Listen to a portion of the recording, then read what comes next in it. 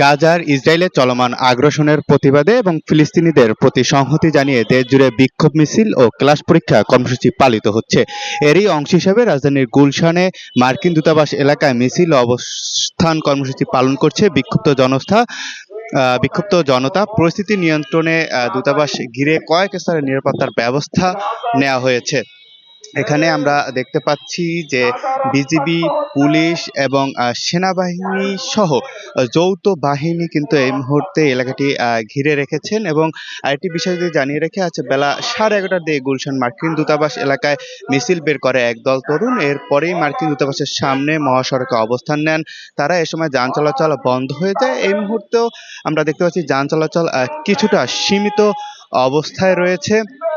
এবং যদি জানিয়ে রাখি, ফিলিস্তিনি গাজা ইসরায়েলি বাহিনীর যে হামলার প্রতিবাদে এবং ফিলিস্তিনিদের প্রতি সংহতি জানিয়ে ঢাকার মার্কিন দূতাবাসের সামনে বিক্ষোভ মিছিল করছেন এই মুহূর্তে তারা।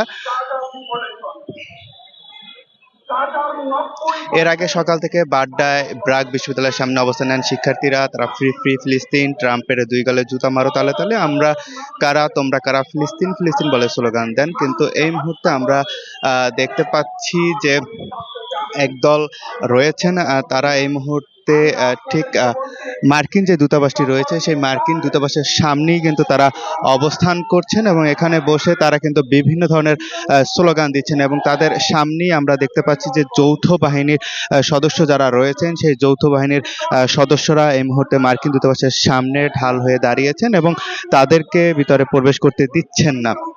এখানে যদি আমরা আপনাদেরকে একটু দেখানোর চেষ্টা করি, সেনাবাহিনী, বিমান বাহিনী এবং পুলিশ সহ সকল ধরনের সদস্যরা কিন্তু এই মুহূর্তে অবস্থান নিয়েছেন। এক কথায় বলতে গেলে এই এলাকাটি কিন্তু সম্পূর্ণরূপে নিরাপত্তা জোরদার করা হয়েছে যাতে কোনো ধরনের অপ্রীতিকর ঘটনা না ঘটে। এখানে কয়েক স্তরে নিরাপত্তা রয়েছে। আমরা দেখতে পাচ্ছি যে সর্বপ্রথমে এখানে সেনাবাহিনীর সদস্যরা রয়েছেন, তাদের সাথে বিমান বাহিনীর সদস্যরাও কিন্তু অবস্থান নিয়েছেন। ঠিক তার পরের ধাপে রয়েছে কিন্তু পুলিশ সদস্য এবং এর পরের ধাপে রয়েছে কিন্তু বিজিবি সদস্যরা। আমরা এখানে দেখতে পাচ্ছি যে আরো কয়েকটি স্তরে কিন্তু নিরাপত্তার ব্যবস্থা নেওয়া হয়েছে যাতে কোনো ধরনের অপ্রীতিকর ঘটনা না ঘটে। যদি জানিয়ে রাখি যে ট্রাম্প সরকার আসার পরপরই কিন্তু আমরা দেখতে পেয়েছি সাধারণ মানুষের মধ্যে এক ধরনের আমেরিকার প্রতি ক্ষোভ জন্ম নিয়েছে এবং তারই পরিপ্রেক্ষিতে এই মুহূর্তে তারা জানিয়েছেন যে মার্কিন যুক্তরাষ্ট্র, আমেরিকা তারা কোনো ব্যবস্থা নিচ্ছে না বিধায়ী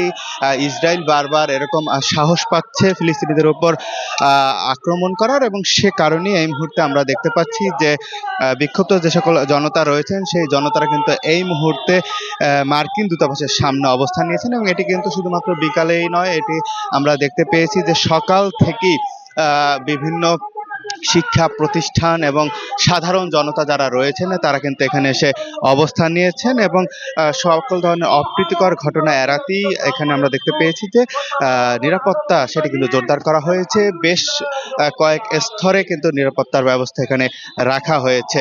দর্শক, এই ছিল মার্কিন দূতাবাস থেকে সর্বশেষ পরিস্থিতি। এতক্ষণ আপনাদের সাথে ছিলাম আমি জাকারিয়া রবিউল।